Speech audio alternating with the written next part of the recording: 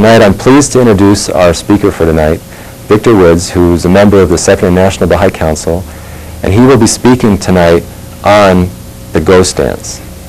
Victor? Hi.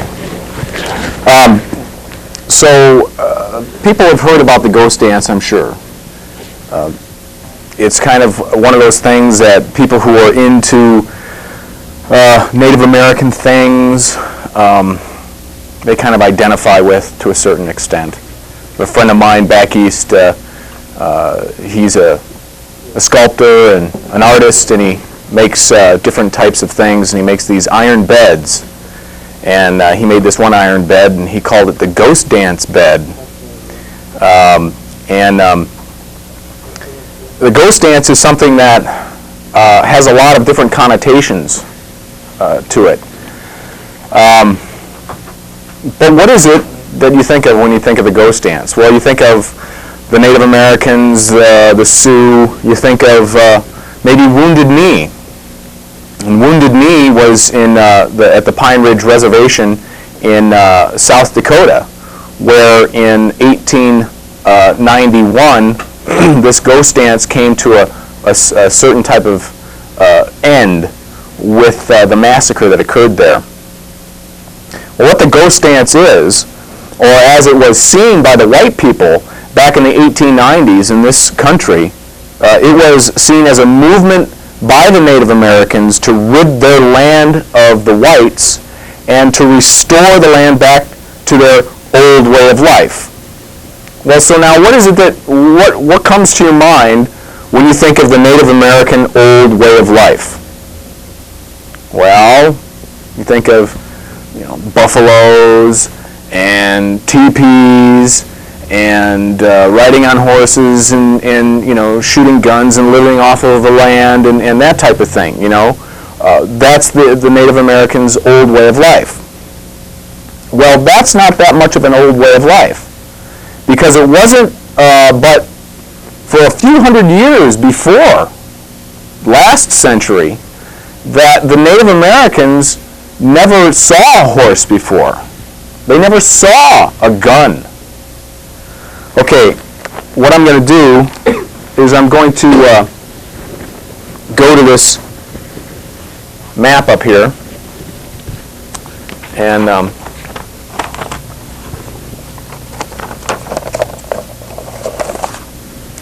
okay, here's a map, United States, and the area that I'm talking about with the ghost dance and the different bands of the Sioux were in the South Dakota, North Dakota, in this area.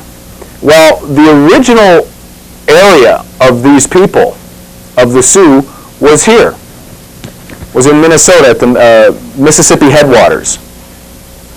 And it wasn't until around the beginning of the 18th century, the first part of the 1700s, that French traders came up and they introduced firearms for the first time. This was the beginning of the 17th century.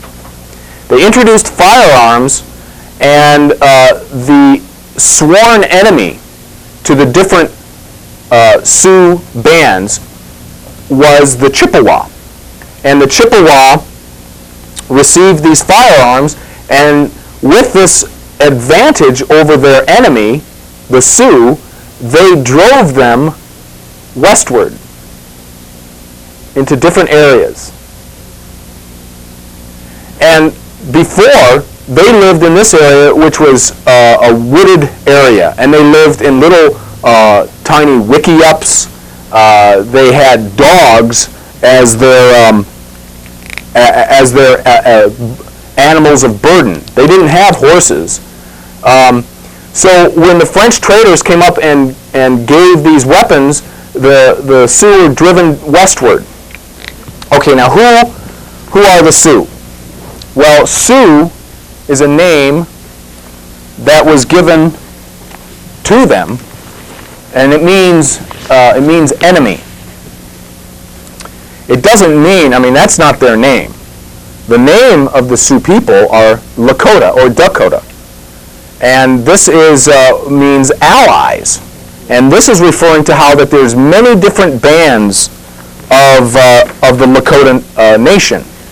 And these include the Oglala, the Brule, the Hunkpapa, the Minneconjou, the Sanzark, Two Kettle, Blackfeet, the many, many different bands of the Lakota.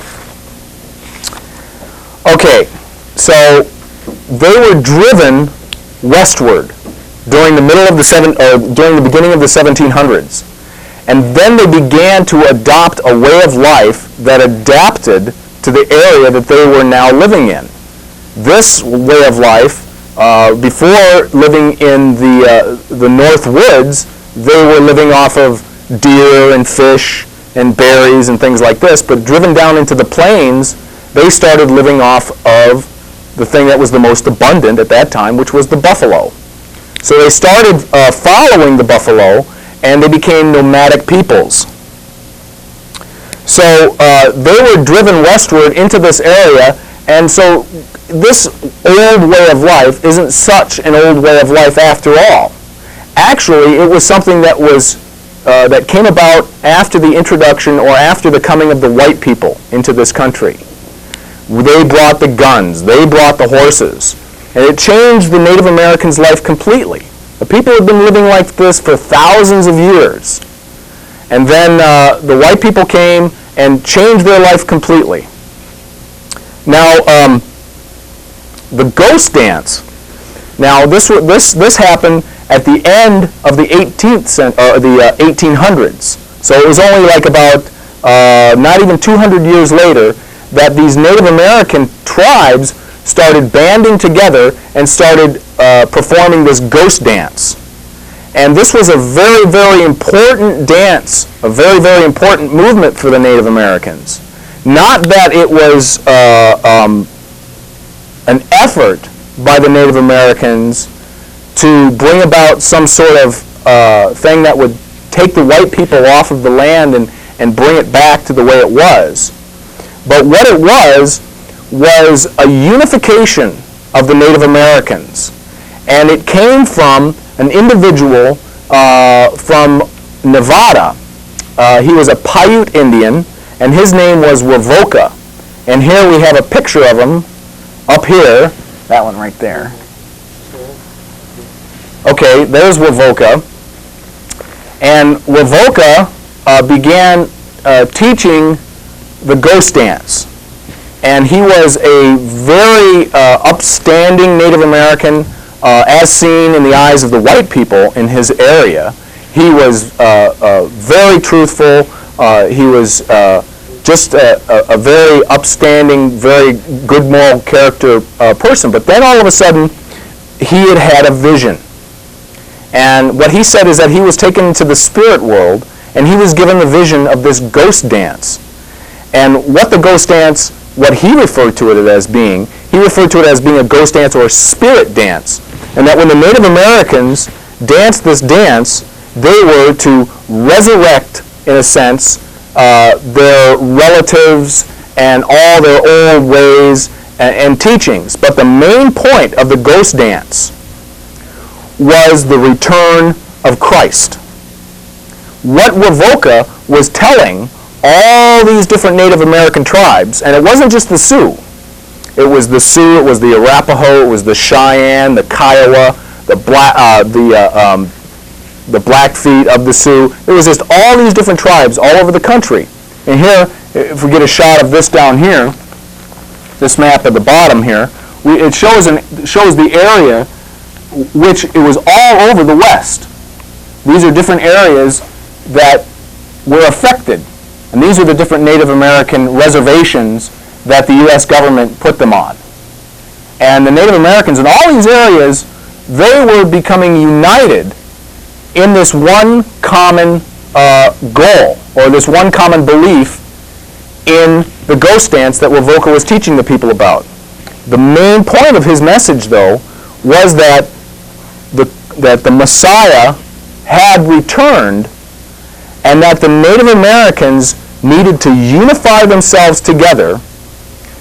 And by doing this, what he said is this would resurrect the spirit. Okay, well, what does that sound like? It kind of sounds something familiar. Well, sometimes you go to your church or some of the people come to your door and they say, would you like to talk about religion and things like this? And they tell you about how that there will be a day in the future when Jesus will return, and then all the people, who've died long ago, will resurrect out of their graves, and come and see this wonderful, glorious new world that has been brought by the return of Jesus. Well, that's exactly what Wovoka was saying. But he was saying it in the sense of how Jesus himself said it. What did Jesus say? He said in the 6th chapter of John, he said, the flesh is of no avail. It is the words which I speak to you that are spirit and life. So the words of Jesus that Jesus spoke 2,000 years ago, Jesus was telling the people at that time, were the Spirit. Meaning the true teachings of Jesus, that was the Spirit, the Logos, that the people heard, understood, and was able to put into action. And this was the same thing that Wovoka was telling the people. Now, it's erroneous to say that Wovoka was saying that he was the Messiah.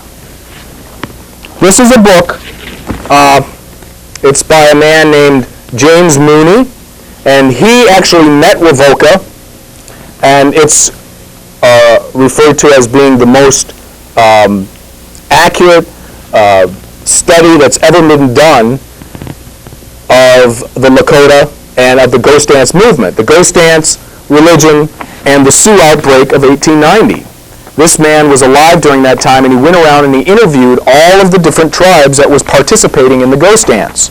And he actually met Wovoka, and Wovoka gave him a letter that he was sending out to all the different tribes. And this is what he says. He says, "Do not tell the white people about this. Jesus is now upon the earth. He appears like a cloud. The dead are all alive again." And Wovoka himself, and Mooney says in this book that Wovoka was not saying that he was the Messiah, the Son of God, or whatever. He was saying that he was a prophet who was coming with a message that the Messiah was in the world, that he has appeared, and that he was here. Well, what year was this? This was in 1890. Baha'u'llah was alive at that time. He was on the opposite side of the world. There were many such movements during this time period as to the return of Christ. During the 1830s, in the eastern portion of our country, there was a man by the name of William Miller. And he had a revelation in the sense that he looked into the book of Daniel, and he went from the 8th chapter of the book of Daniel, and he figured out that the dates that Daniel was speaking of started in the year 1844. And so he said, oh my God, no matter how he did it, the year always come out 1844. And so he went around teaching for many years, and it was estimated that a third of the population of the American continent at that time, in the eastern portion of this country, a third of those people were Millerites. These people believed in the date that William Miller gave because he gave it scientifically. He took the prophecies in the Bible that were known to have been at least 2,000-3,000 years old, and he showed how that through these prophecies in the Bible, the Christian date of today, of the year 1844 AD, was arrived at. And so these people became firm in their belief in the date of 1844. There was another man, a man by the name of Wolf in Asia, who came up with the same date, 1844. Kepler in Germany, he came up with the year 1844.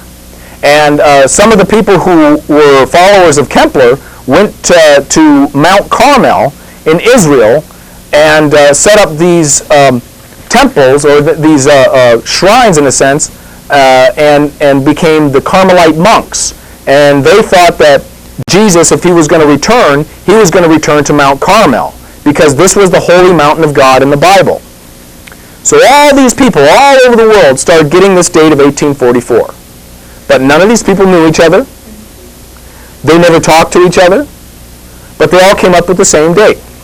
Well, here are the Millerites in this country. It was reported by the newspapers how that these people became so enamored and so caught up in this date that they sold everything.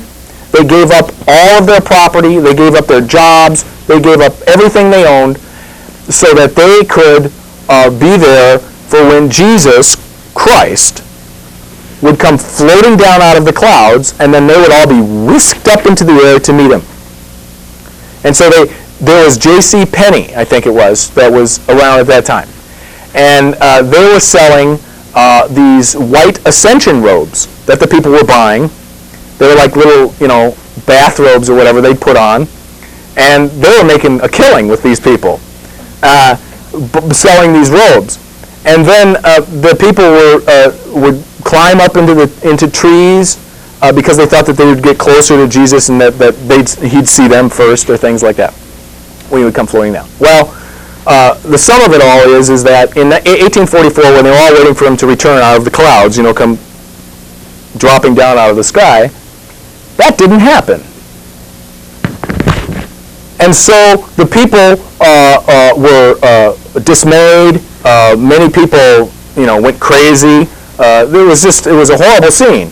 But then a lot of the people broke off and made different sects of Christianity because of this 1844 date. The Seventh-day Adventist movement comes from the 1844 date. The Jehovah's Witness movement comes from the 1844 date. Okay, so there was other people, though, other than Christians, who were saying around this time period that these things were going to happen, that Jesus was going to return to the earth. There was a prophet who was of the Métis Indian of Canada, and he was a person who was very well educated. He was fluent in over 5 languages. He could read 3 others, but he was a Métis Indian of the Native Americans of Canada. And what he was wanting to do was he was wanting to create a separate state for the Métis in Canada, separating it from the Canadian government. And he was very, very knowledgeable in forms of legislature and law and these types of things. Well, he was put down by the Canadian government. Of course, they didn't want the Native Americans to have any kind of state of their own. And he was exiled out of Canada. Well, where did he go after he was exiled out of Canada? Well, he went to Montana. He went to Montana and lived with the Native Americans here for a while. And what he was saying was that he had the same kind of a realization or revelation where he saw the return of Christ as well. He got this vision while he was in New York City. He was there working, and he was wanting to get back into Canada, and he was trying to get rid of his banishment and go back and try to work for the legislature some more. But he had gotten this revelation while he was in New York City that the Christ was in the world, and that he referred to himself as the prophet of the New World, bringing this message to the people. Okay, while all of these things are happening, there was this push westward. Now, the French traders came up and pushed the Native Americans westward, gave them guns and horses, and changed their life completely. Well, then all of a sudden, things started. People were coming from the east. They were starting to slowly trickle west, into the western wilderness and things like that. But then all of a sudden, gold was discovered. 1862. Where? Montana. The people started rushing westward. Thousands upon thousands. In 1862, they passed the Homesteading Act, where people, they just gave the land away. Go on out there, you can have 20 acres, if you can settle it and all that kind of stuff, you can have it.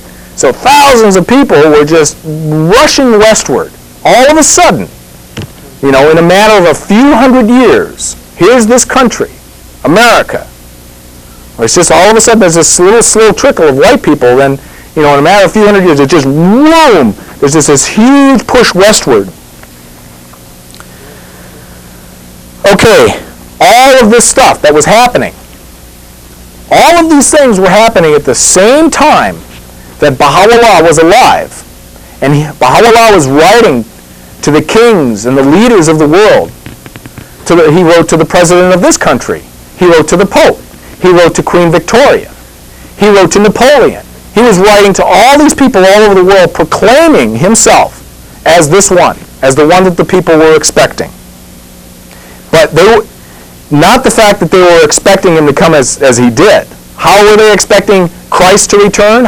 How do you think Christ is to return? Well, they tell you, that when the clouds are going to part and the trumpets are going to blast and all these angels are going to appear and then Christ himself is going to come floating down out of the clouds. Well, that's what the people expect.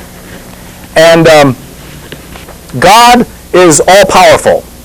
God is all-knowing, omnipotent, omniscient. But there's one thing that God can't do. You know what that is? That's fulfill everybody's imagination. The one thing that is fulfilled, though, is prophecy. The veils have continually been put in front of the people's eyes as to how these things occur. Why is it so hard for people today to realize that or to understand that? Why is it so hard for Christians especially to understand that?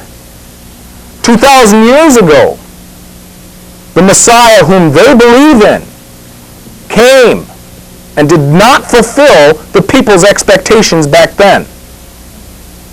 And they crucified him. Why is it so hard for people to understand that when these things happen, they don't happen the way that people expect them to happen? They happen the way that they're prophesied to happen. Okay. Well, now all of this stuff, Baha'u'llah, we're talking about Baha'u'llah, he was in the East. He was in the country of Persia first, in Iran. And then he was exiled to Iraq. And then he was exiled from Iraq to Constantinople, to Adrianople, and finally landing in the prison city of Akka at the foot of Mount Carmel. He went there in chains against his will. He was a prisoner. And there he spent his final days until he died in 1892. Well, this is all happening on the other side of the world. Why are we talking about America here? Why this country?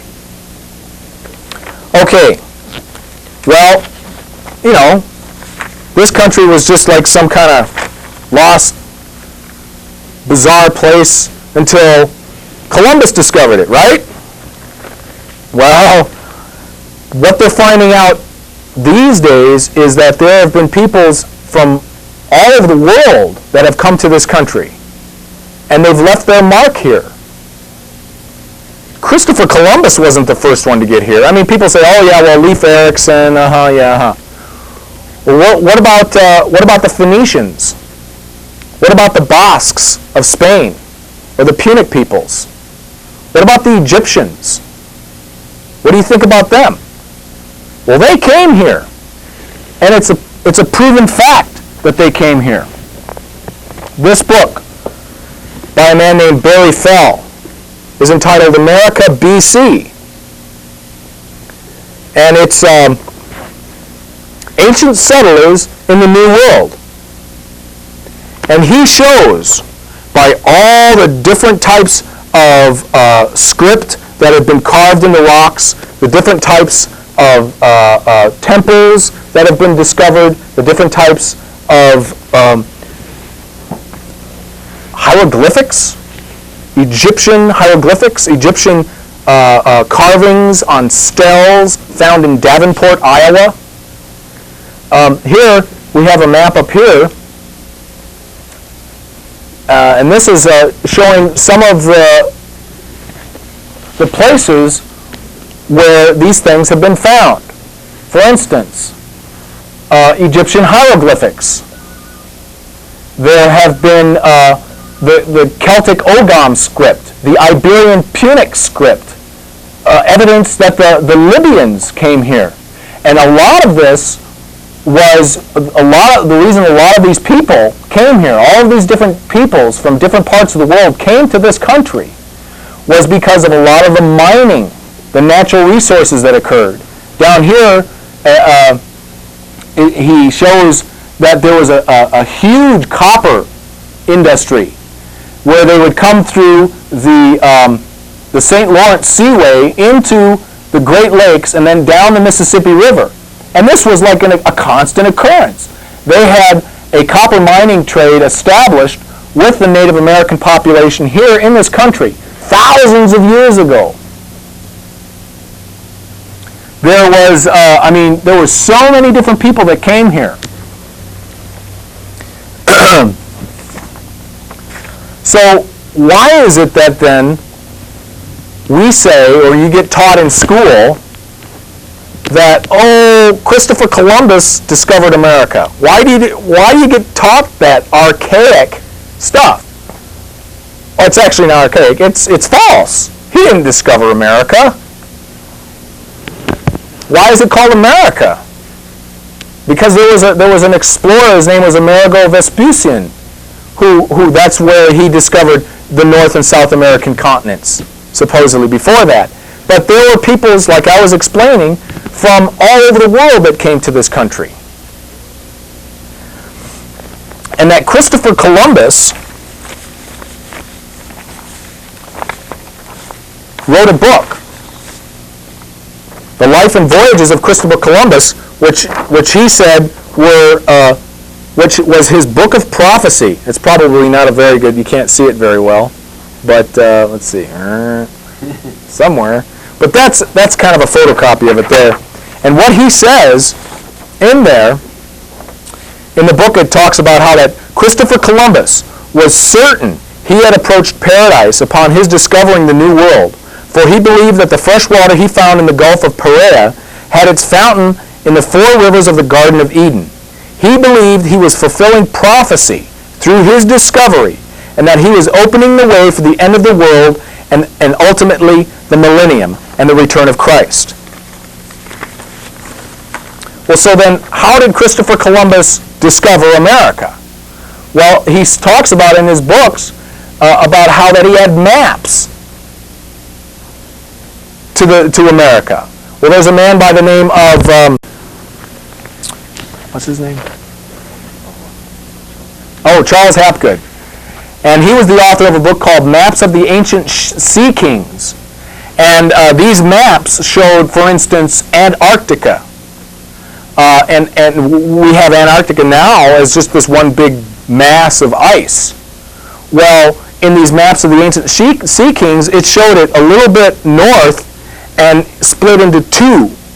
So there were like 2 distinctive land masses there. Well, it's just been recently, within the last 50 years, that they've been able to, through seismic observations of Antarctica, that they're able to show how that it is exactly 2 land masses. And the only way that they could have known that was that if they had seen this area thousands of years before. And there were many, many maps to this area that were used by peoples all over the world. The Basques of Spain have a script, the Iberian Punic scripts that have been found carved in rocks in different areas of this country. The Basques of Spain, of the Iberian Peninsula. The Iberian Peninsula is what is now today Spain. Well, where did Christopher Columbus come from? He came from Spain. And he had these maps. And he went to Queen Isabella and he said, here, you see, this is this land in the west. And this is the land in the west that's prophesied that Jesus is to return to. He's explaining this to Queen Isabella as he writes in his own book. And he says to Queen Isabella that in Revelation it describes the New Jerusalem as being paved with streets of gold. So he says to Queen Isabella, he says, well, if we get over there first, the Spanish, then we can claim all that gold for ours. And so that's why she finances his voyages. He discovers discovers America, and this starts this push westward. Well, even previous to Christopher Columbus, but after these ancient peoples, there were other peoples who referred to the western land. Another was St. Brendan of Ireland, and he referred to a great land in the western sea that was divided in two by a great river. What does this sound like? Well, this is the Mississippi River. Plato, he talks about in his writings, the Plato's Republic, about a great land in the west that he refers to as Atlantis. But that this was a land that had remained after Atlantis had sunk. How do these people know about this western land? Well, because of these ancient peoples having come here thousands of years ago. These ancient peoples came first by a man who was called Enoch. And Enoch was the 7th generation of Adam.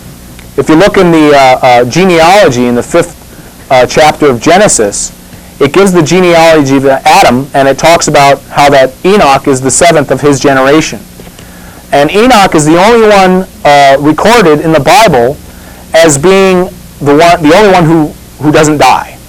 The other people live to be, like Adam lives to be 930 years of age and then he dies. And then Methuselah lives to be 969 years of age and he dies and everything. Well, Enoch lives to be 365 years of age, and then he disappears, it says, because for God took him. In the prime of his life, 365 years of age, all of a sudden Enoch just disappears. Well, where does he go? Well, he went to the Americas. And this is a proven fact.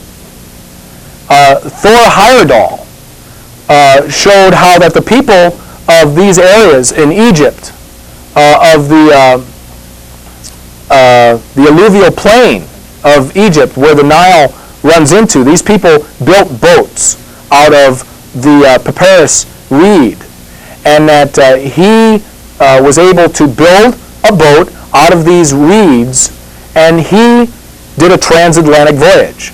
And he proved to the world, this is back in the 60s, how that these ancient peoples did in fact do transatlantic voyages, and they had the capabilities. They had the ships that they were able to construct that did this, and he was able to prove this.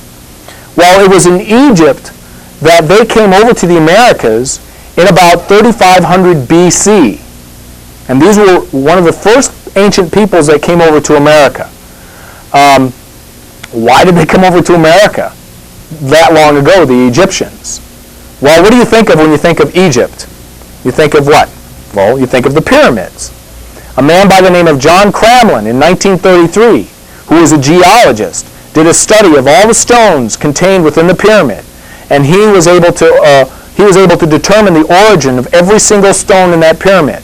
He was able to show how that the limestone in the core masonry of the pyramid came from quarries around the pyramid. He was able to show that the red granite came from quarries from Syene, which is down the Nile River from the pyramids. But originally the pyramid had been encased in a white marble stone, and the inside of the passageways into the pyramid are encased in this same stone. And he was able to prove through radiospectrometry and mineral analysis, because rock has like a fingerprint. You can show it and you can examine it and you can tell exactly where it's from. He was able to show how this marble came from where? Florence, Italy. Well, that's amazing in itself. But there was one stone that he was looking for years and years to find out where it came from. And he could not find out where it came from until somebody gave him a sample, and he was able to test these to each other, and it was a perfect match. Where did this sample come from? It came from Racine, Wisconsin. So this stone that was in the Great Pyramid is the sarcophagus, or the coffer, in the King's Chamber. Also, the capstone on the king's of the pyramid that was never placed on top of the pyramid but placed in a pit next to the pyramid is made of the same stone. The Egyptians came all the way over with Enoch to the Americas and mined this stone. And on the map, they discovered the map up here. Well, you don't have to go, but you can if you want to. Here, I'll show you just real quick. Up here. Up here. Okay, here. This is Lake Erie right here. Well, here is a symbol where it shows that there was a lot of mining going on of the ancient peoples. Here's some representation of Iberian Punic script,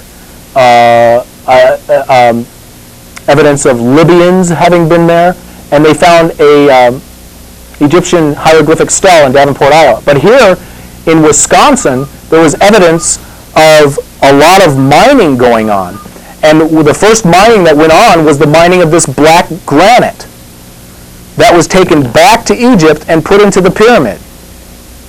This was done as a sign, a very important sign for the people, because they were first to establish how that there was this land in the Western Sea.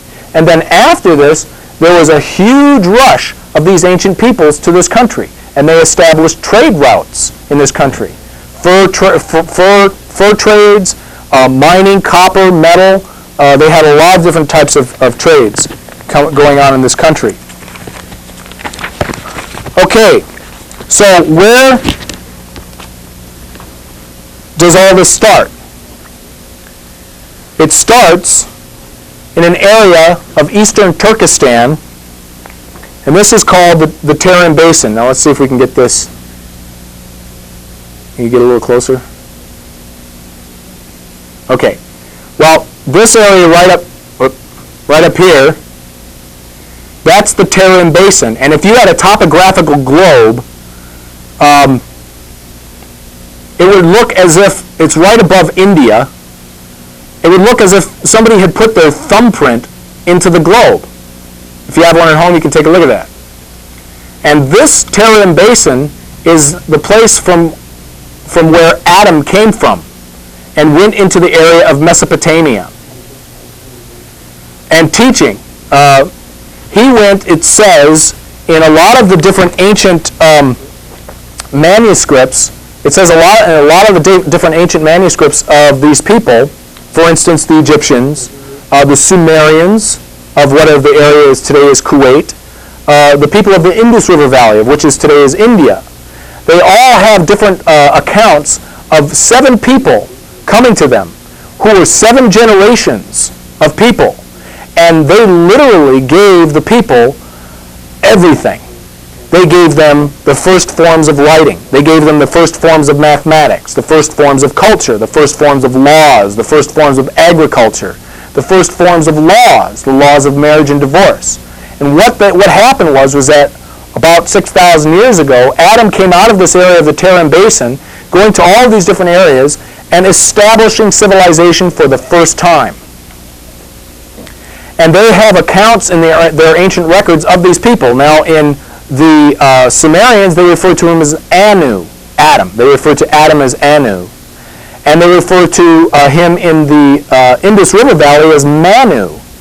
But in Egypt, they refer to him as Atum, A-T-U-M, with the 7th of his generation being a man by the name of Imhotep. Enoch in the Hebrew language means he who goes in peace. In the Coptic language, or the Egyptian language, Imhotep means he who comes in peace. And this was the first, the beginnings of civilization and the first movement westward to the Americas for a very, very important reason. These people coming over here thousands of years ago were the first legends that the Native Americans have of today of this great God coming to them from the east in a winged canoe and giving them all of this wonderful knowledge about the Great Spirit, the great, wonderful, true, invisible Spirit. And, for instance, the Hopi refer to him as the Bahana. The Aztecs refer to him as Quetzalcoatl. The Mayans referred to him as Kukulkan. The Itzi Indians referred to him as Itzamna. And they referred to this person as coming to them from the east and giving them all of this knowledge.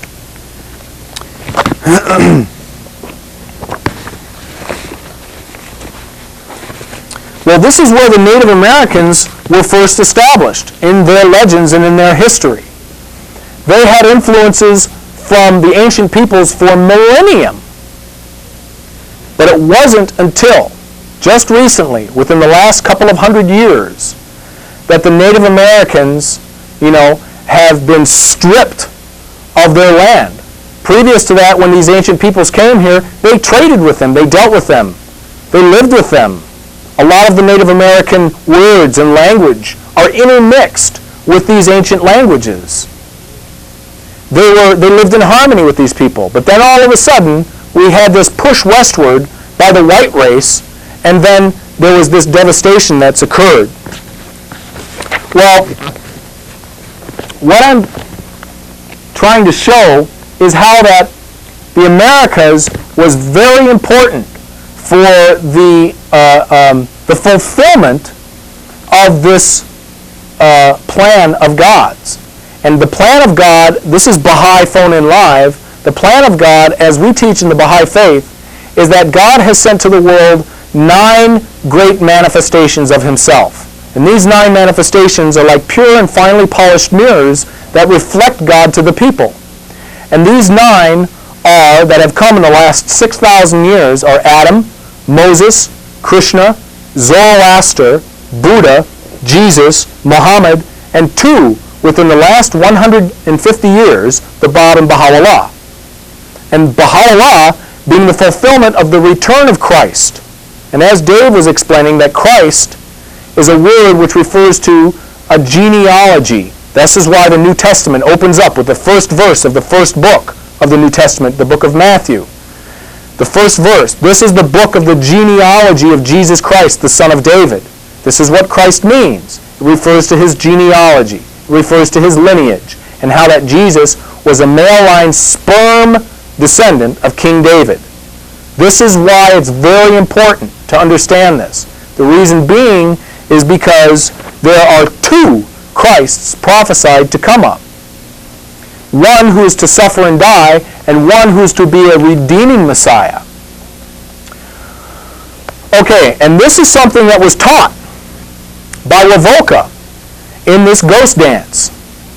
And not only was Ravoka talking about this, and the Millerites and all these other people, but there was another Native American of the Lakota Sioux, and his name was Black Elk. And a man by the name of John Neidhart wrote a book, and this is called Black Elk Speaks. And these are the visions of Black Elk, the visions that he received. Now, Black Elk was born in the year 1863. This is the same year that Baha'u'llah made his proclamation that he was the one whom God should make manifest, or the one whom all the people of the world are expecting to come. And when Black Elk was 9 years old, what did I just do with my marker? I do this at home too. Oh, there it is. Sorry about that. Black Elk, the band of the Lakota Sioux that he was with was coming up this way, up into the area which they refer to as the Greasy Grass or the Little Bighorn. And at this area, Black Elk was 9 years old, and he had what he referred to as his great vision. And in his great vision, Black Elk is taken away into the spirit world, and he is taken to the 6th grandfathers. And being with the 6 grandfathers, he himself then is one of the 7, and he refers to this. And there are 2 that come down from the spirit world to take Black Elk up to see the 6 grandfathers. And he has a vision that is very much like the vision that St. John has in the book of Revelation. Now, if you were to look at the visions of Black Elk, he refers to the 4 horses of the apocalypse, and a lot of these different things that we're going to be getting into a little later. But the vision that Black Elk has is a lot like the vision that Zechariah has. And here, down here, we'll get a shot of this, and I'm going to read, hopefully, out of Zechariah, chapter 7. Okay. Here it says in Zechariah, chapter 4, Zechariah is a prophet who was taken into Babylon. He was down there and he was given a vision. And here's the vision. He says, an angel who talked with me came again and waked me like a man that is wakened out of his sleep. And he said to me, what do you see? I said, I see and behold a lampstand, all of gold, with a bowl on the top of it, and 7 lamps on it with 7 lips on each of it. And here's the 7. 1, 2, 3, 4, 5, 6, 7. This is the menorah. And there are 2 olive trees by it, one on its left and one on its right. And here's the 2 olive branches. Now this is the Israeli state seal. The nation of Israel has this as their state seal today, just like we have our state seal with the eagle and all that, and the pyramid. So then the angel explains to Zechariah. Zechariah is saying, hey, what's this thing mean? You know, I mean, I see these 7 things, and I see these olive branches and all that. What's it all mean? He goes, these 7 are the eyes of the Lord which reigns throughout the whole earth. Okay, first he said that these 7 were lamps that had lips on them. Well, what kind of lamps do you know that have lips on them? Well, then he goes on, he says that these 7 are eyes of the Lord. Well, eyes and lips, that doesn't sound too much like a lamp to me. It sounds more like a human being. And he said that these are the 7 eyes of the Lord which reigns throughout the whole earth. And these are the 7 manifestations of God of the total 9 who are not Christ's. Well, who are the Christs then? Well, the 2 olive branches on either side of the menorah. 1, 2. These are the 2 Christs. One who is to suffer and die for his people, and the other who is to be a redeeming Messiah to bring the kingdom of God on earth. And he actually comes out and says this. He says, what are these 2 olive trees on the right and left of the lampstand? And he answers him and he says, these are the 2 anointed who stand by the Lord of the whole earth. Well, if this was written in the Greek, instead of saying 2 anointed, it would say these are the 2 Christs who stand by the Lord of the whole earth. He's having a vision of the entire 9 manifestations that have come. 2 of them being these descendants of David.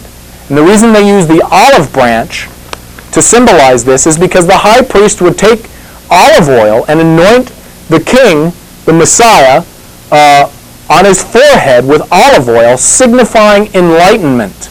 It was the olive oil that they used in their lamps as a fuel to light their lamps. Okay, well, Black Elk is in, this is in 1875 that he's having this vision. He's in Montana. And all of a sudden he has this vision. He's going and he's being taken up into the spirit world.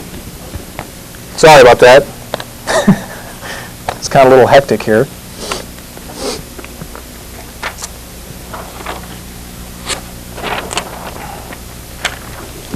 Okay, can you get a picture of that? There. All right.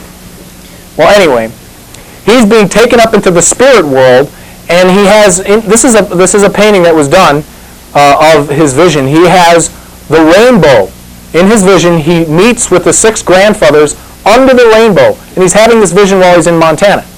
And he himself says in his vision that he is representative of the 7th, meaning that he is one of the 7.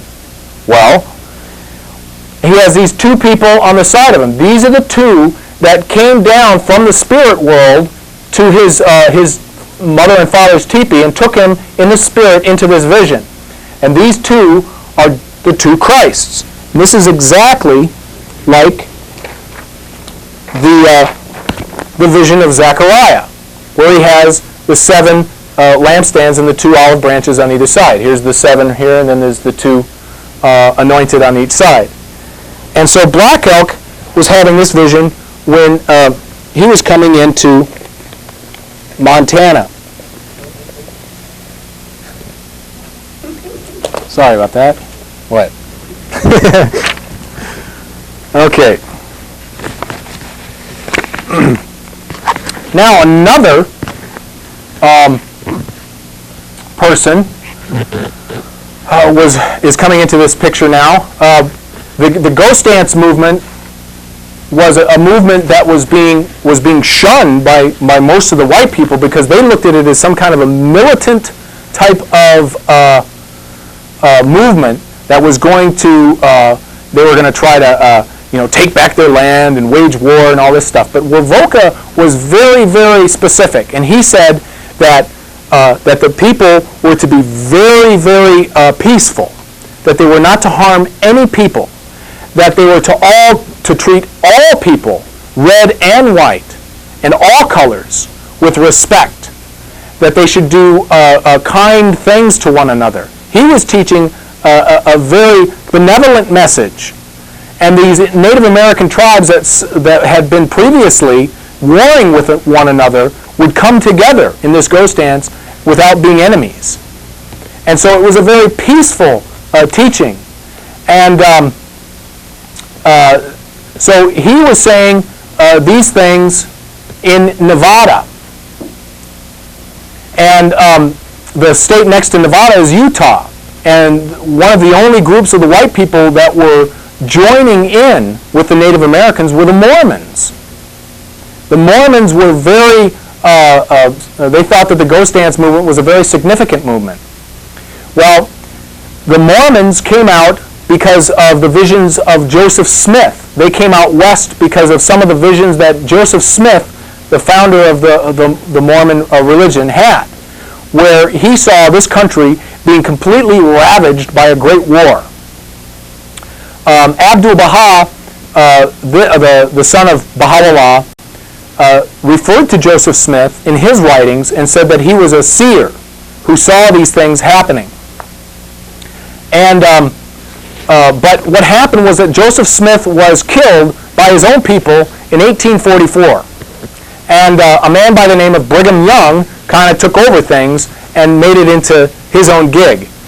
And there was a person who arose from that, whose name was Joseph Morris.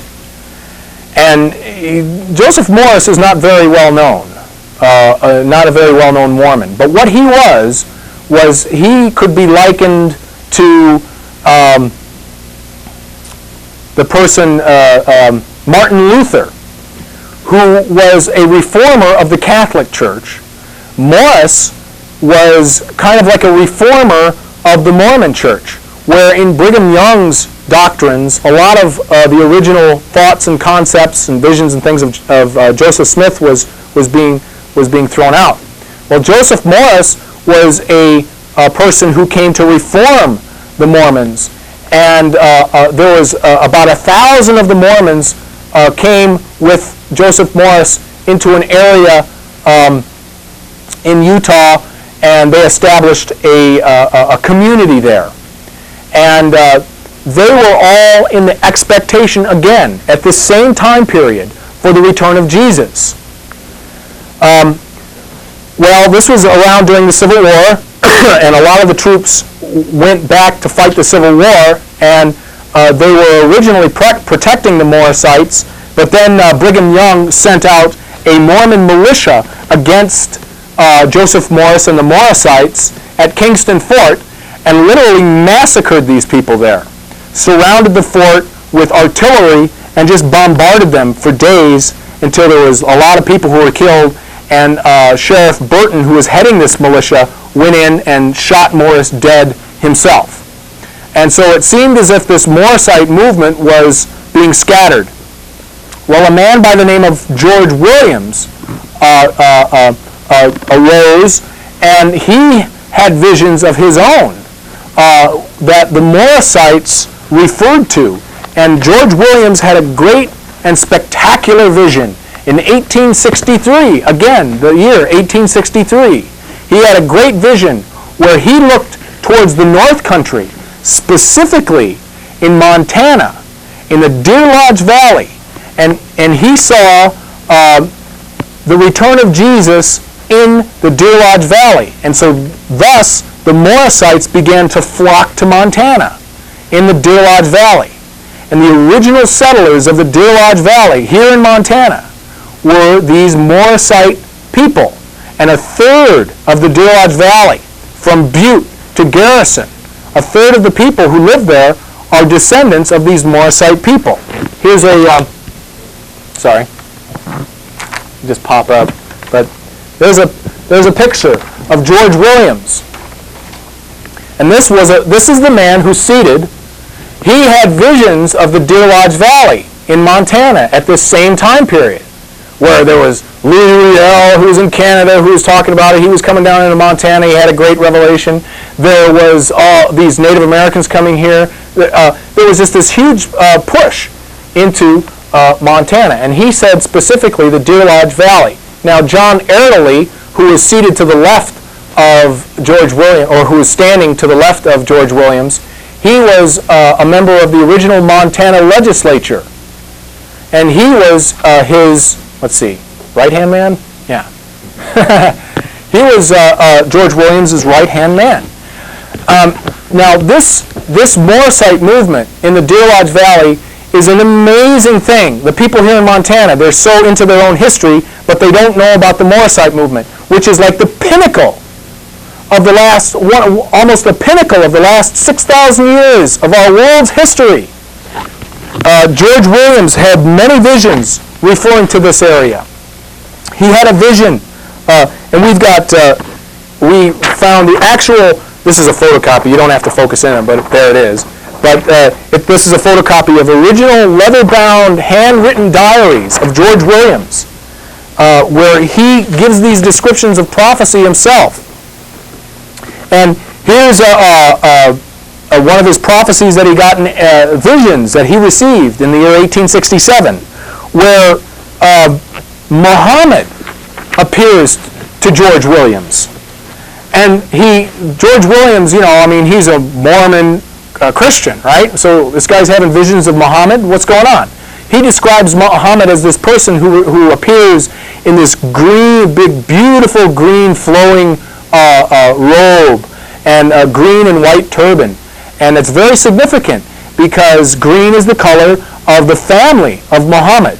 Muhammad's lineage, the people who wore the green turban, were thus designated as being the descendants of Muhammad's lineage. He has a vision of Muhammad, and Muhammad speaks to George Williams and refers to how that these things were occurring in the world and that there was going to be this future catastrophe. He also did something that was amazing that people here in Montana should know about because it affects us here and it has to do with our history. Muhammad, in George Williams' vision, instructed George Williams to send people to the Sultan of Turkey, Abdulaziz, because he said the Sultan of Turkey was becoming a despot, was becoming corrupt, and he was doing horrible things to the people. And he was to write a letter of remonstration to Abdulaziz, and he was to appoint 2 people to go and take this letter to the Sultan of Turkey. Well, he chose 2 people from the Deer Lodge Valley.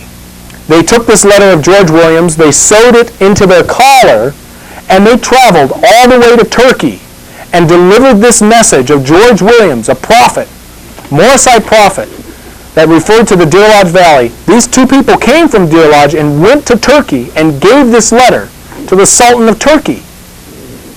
Well, there was another person who was writing to the Sultan of Turkey, Abdulaziz, and who was also rebuking him. Who was this? This was Baha'u'llah, because it was the Sultan of Turkey, Abdulaziz, who had imprisoned Baha'u'llah. And George Williams received a vision of Muhammad, and Muhammad told George Williams to rebuke the Sultan. This is happening here in Montana, This is, the cow state, Montana or whatever. These things are all happening here. Also, which was one of the most startling finds that we as Baha'is have found, especially out in this area, in this document of his vision of Muhammad. This is in 1867. This is 4 years after Baha'u'llah had made his proclamation. That in this handwritten diary of George Williams, he says in this vision, he sees Muhammad and he gets these instructions. And then at the end of the vision, he says, I heard now a loud rushing. I heard a loud rushing. It seemed of 1,000 voices. The most distinctive sound was Allah Abha. A-L-L-A-H, A-B-B-A-H. That was written down by his own hand. Allah Abha. And that is the name of God that Baha'u'llah revealed. And so this is very important because this is in 1867. There was no way that this person, George Williams, could have ever have heard that name before. It wasn't until the World's Fair in Chicago in 1890 that the Baha'i Faith was ever even talked about here in this country. So George Williams had a most significant vision pointing to the Deer Lodge Valley. Also, George Williams sees how that Jesus will return to the Deer Lodge Valley in his temple, which is a prison. He says that this Jesus, the high priest, would be imprisoned in a temple in Deer Lodge. And this is back, again, in the 1860s. And these people were massing to the Deer Lodge Valley 100 years ago, over 100 years ago, and settled that valley in expectation for the return of Jesus, the high priest, who was to come to his temple that was to be built from the stones of the surrounding mountains. Well, you go to Deer Lodge, you don't see no temple, do you? No, but what you do see is a prison. This prison is the fulfillment of the vision that George Williams had. It's also a fulfillment of the vision that Ezekiel had, because Ezekiel sees this temple as a prison as well. He sees it with turreted towers. He sees it not as like a godly-like place or a temple or anything like that, but as a bad place. And this is why, because it was a prison. Okay.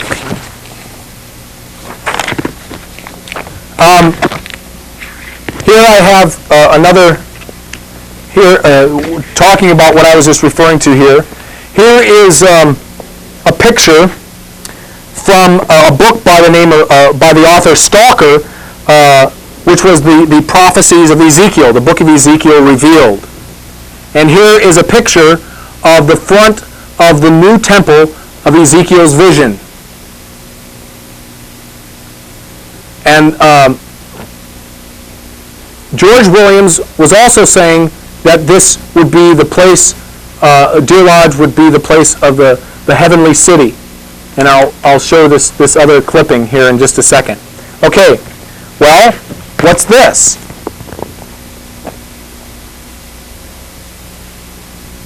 You get a little closer? Here's the prison in Deer Lodge. This is the exact same thing that Ezekiel was seeing. Here's this picture. Here's this picture. Here's this picture. Here's this picture. It's the same thing. The old Montana State Prison is a fulfillment of prophecy. Here, look, up here.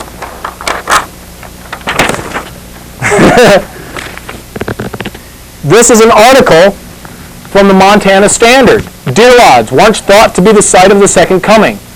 And it talks all about the Morrisite history and how these people came for this country. But not only did they come from Utah and Nevada and places like this, but these people came from across the other side of the world. They came from Denmark.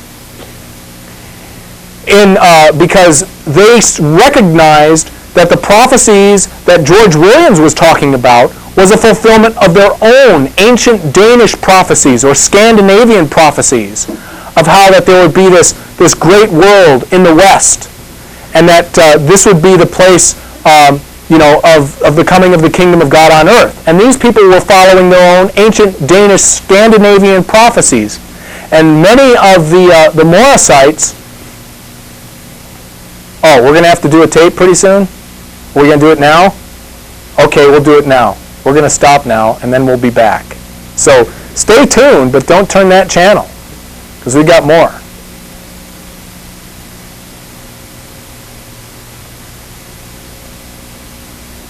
What? I see somebody's hand. Oh, keep going? Okay.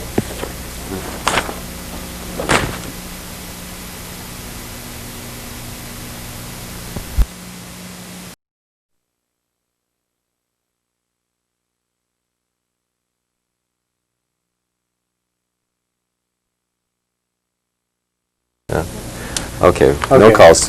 Please call in now if you want to ask any questions. One point I wanted to elaborate on that you brought up, Victor, was about the idea of Jesus coming in the clouds. That there's, oh, I see we do have another call. Why don't we take that right now? Good evening. You're on the air. Hi, this is Art again. Mm-hmm. Hi, Art. I just want to say with the Irish and being the Celts back then. The Irish back then were Celts, and the Irish now are Celts. And now with the Celtic peoples around today, are the Irish, the Scottish, the Welsh, the Cornish, and the ones like Manx and the Isle of Man, and those from Brittany and France, or known as like Britons. Right. But just when you said that the Irish weren't Irish, but they were Celt, like you're talking about two separate people when they're one and the same. Okay. Well, what I was referring to is how that the people who came and gave these types of knowledge, as far as like where this Western land was, where this country was, that the people who originally inhabited, the British Isles, they didn't have that type of a technology, but there were people who came to them and delivered them a lot of information and knowledge, and inbred with the people, and that this knowledge and this technology and these types of things spurred them on to go across the ocean to this land here in America. What I'm saying is that it was the tribe of Dan, of Israel, of the 12 tribes of Israel, that came over to the British Isles, intermarried with the people, taught them these different types of knowledge, and they eventually came over to the Americas. Okay, so we do have another call on line 1. Good evening, you're on the air. Okay, first of all, because I've got a few comments and a few questions. Go right ahead. All right, with what you were saying about 5 years of the century and all this? Yeah.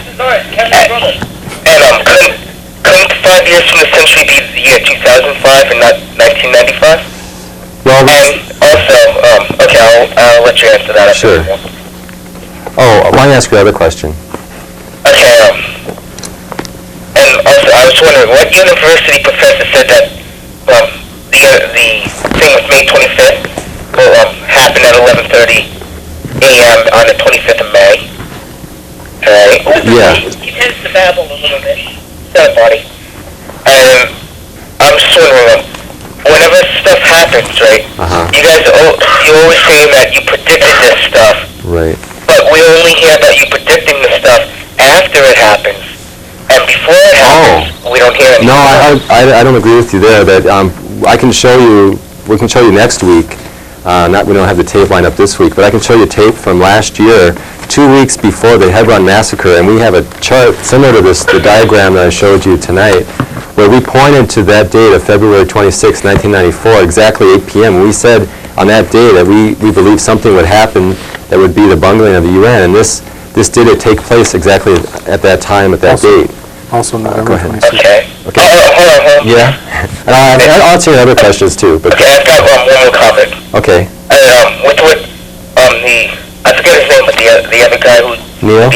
Victor. Oh. Victor, you were saying that the Native Americans used the word Messiah and Logos.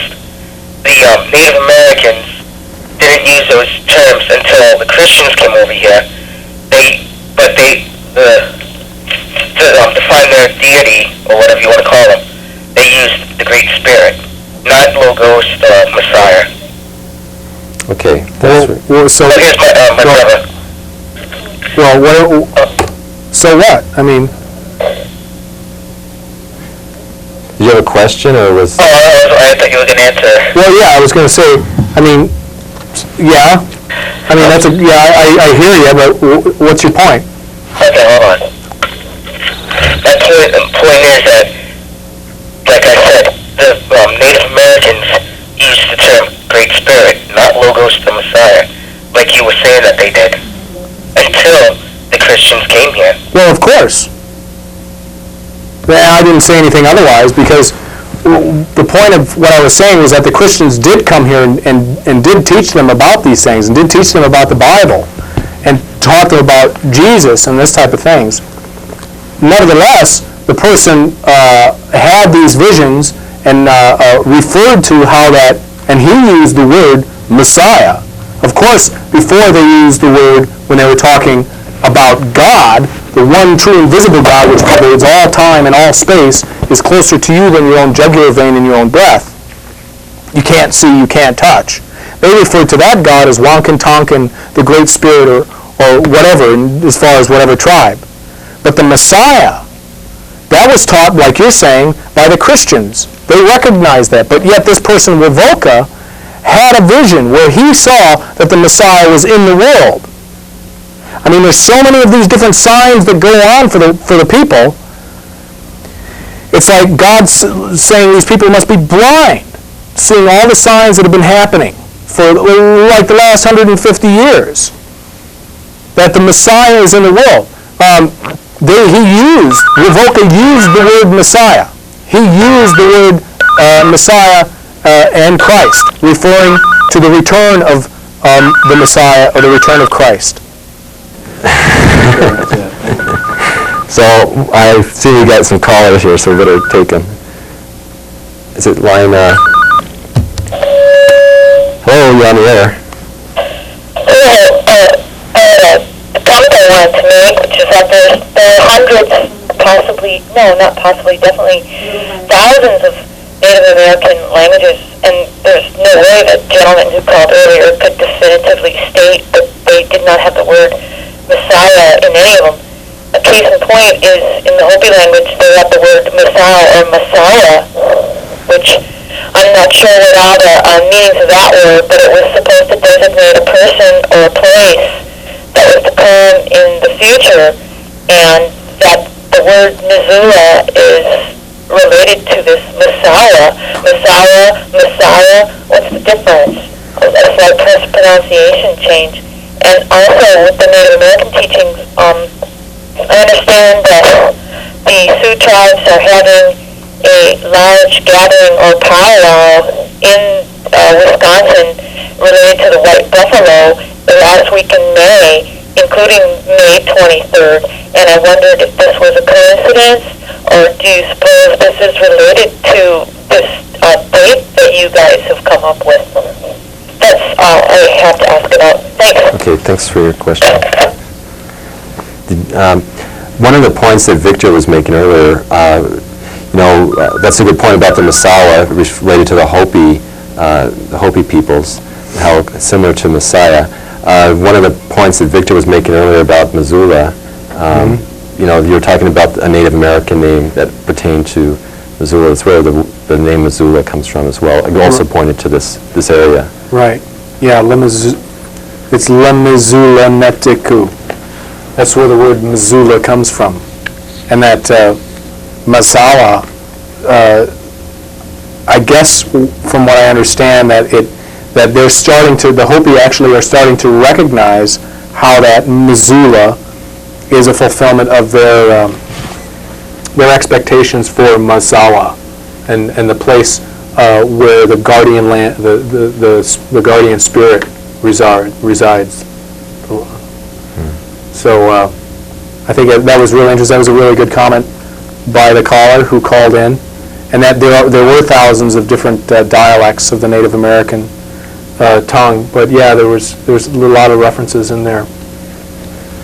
Okay, so we have another call, line 1. Good evening, you're on the air. Oh, hello, this is Art. Okay, well, the guy's name that you're thinking about the Star Wars for? Yes. Jack Horkheimer. Thanks, I was in trouble with that name. And I was going to say, if I remember, quite a while back, I remember, it was like when you predicted with okay, remember with the World Trade Center, with the bombing? Mm-hmm. So I remember catching that where you had predicted that New York would be destroyed by a nuclear bomb on a day, and that didn't happen, but it happened like where the Trade Center was bombed and all that. Then I remember not long after you were saying that you had predicted that the World Trade Center had been bombed, when beforehand you were saying that New York would be destroyed. It's like, you had predicted one thing. Okay. What else happened? That's an interesting point. Okay, I just wanted to know extra about that. I'll have something to say about, maybe Victor has something to add too, but what we were looking at for the bombing of the World Trade Center, we're originally looking at UN building being destroyed. Well, as we've said over and over on this show, that we ourselves are not prophets. We don't claim to be prophets.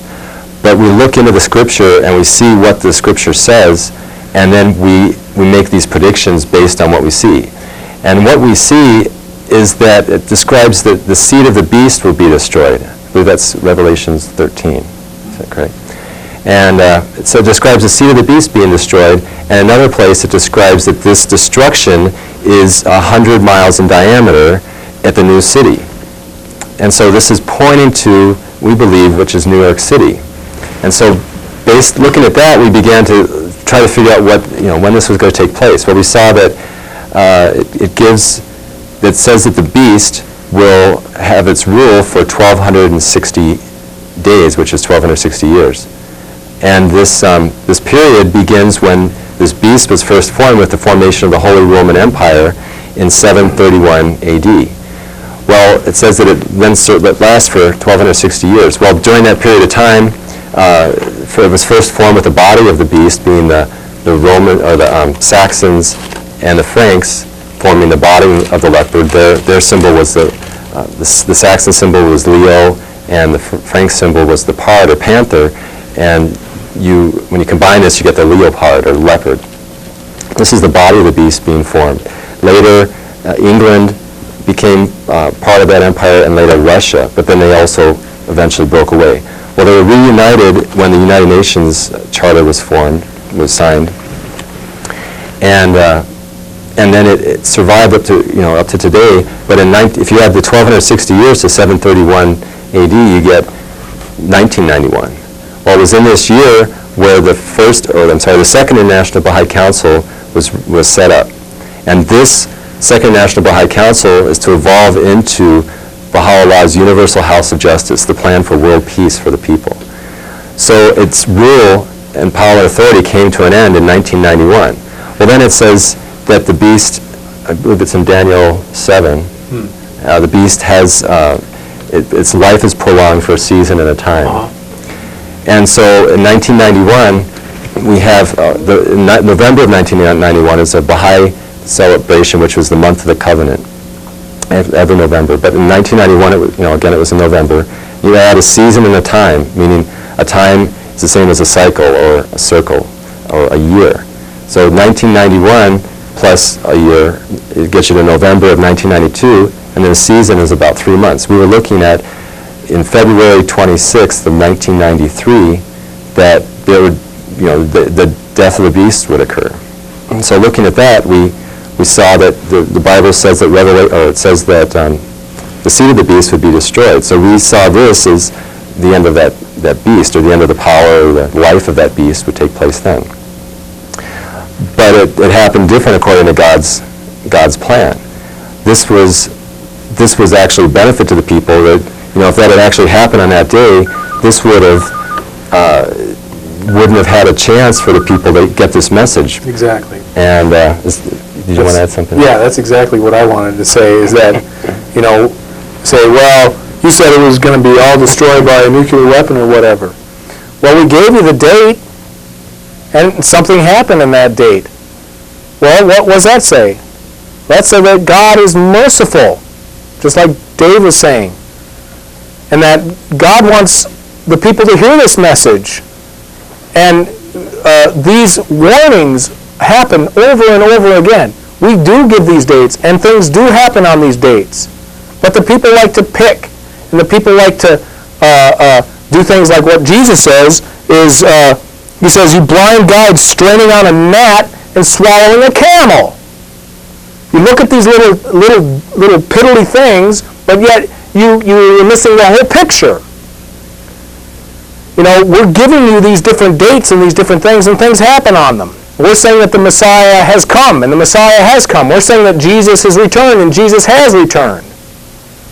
And, God is merciful.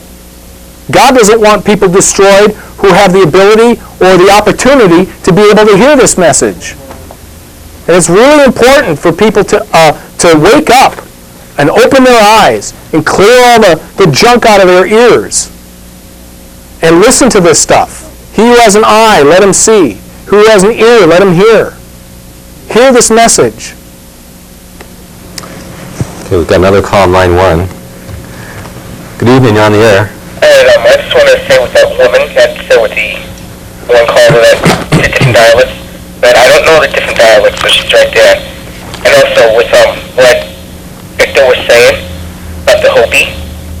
Well, Missoula is a Nez Perce word for I was told for the meaning the resting place. And that's all I've got to say. Okay. Yeah, well, Nez Perce are different from the Salish, but just from what I was reading just the other day at the library, it says that where that came from was that word Missoula. They first named the name Missoula is when they had in Hellgate, they had the first trading post there. And then they established some mills, flour mills, just down the river, actually in the valley, and they called them the Missoula Mills. And they got that name from the Indian name of the valley, which is Le Missoulaneticou, and that it was referring to the waters of surprise. And as the resting place, I don't know how the Nez Perce, but I'd have to look into that, but that might be right as well. A resting place or something like that, I'd have to look into that. I don't know. Okay, let's see that we don't have any more calls. Thanks for all your calls tonight. Certainly was an interesting topic and a lot of stuff going on with oh, I see we got another call. So we'll wait a couple minutes.